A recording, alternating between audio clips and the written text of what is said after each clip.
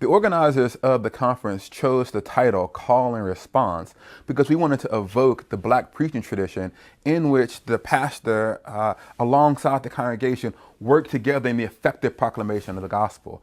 And this doesn't happen in every African American church or in every sermon, but sometimes the congregation and the pastor comes together and, inspired by the Holy Spirit, they create something transcendent that goes beyond what the pastor or the congregation could do by themselves, and it becomes something special, something that you will remember forever.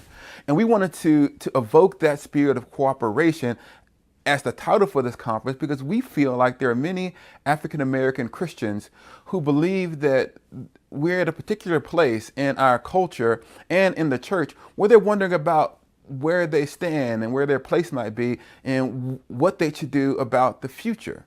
And so we thought that this wasn't a question that we could answer on our own. We want to call together men and women across the generations from different traditions, from the Black church tradition, from the mainline tradition, from the evangelical tradition, so that together we might discern what God was calling his people to do in this day. And so we entitled this conference, The Past, Present, and Future. The subtitle is The Past, Present, and Future of Black Christians in America. Because we feel like discerning the past will help us to understand what's going on in the present and look hopefully towards the future. Because this isn't simply going to be a conference where you hear a bunch of great talks and go home.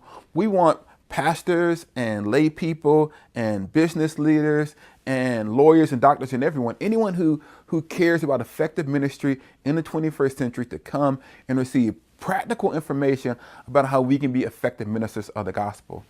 Now, whenever we talk about this conference to people, especially my white brothers and sisters, they always ask me, well, can I come to this conference? Is this a place where I can be welcome?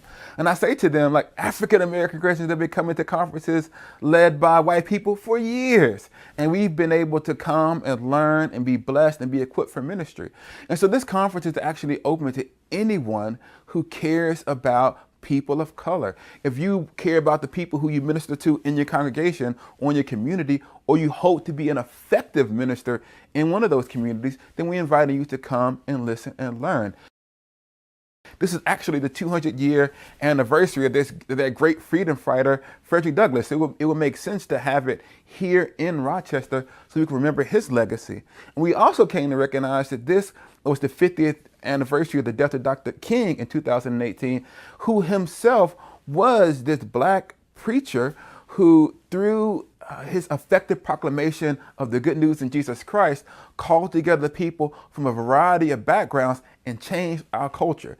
Now, we're not pretentious enough to think that we're going to start a new civil rights movement, but we do believe that we have something prophetic to say to the church and to the world about who we are as African American Christians and what God is calling us to be in the present and into the future.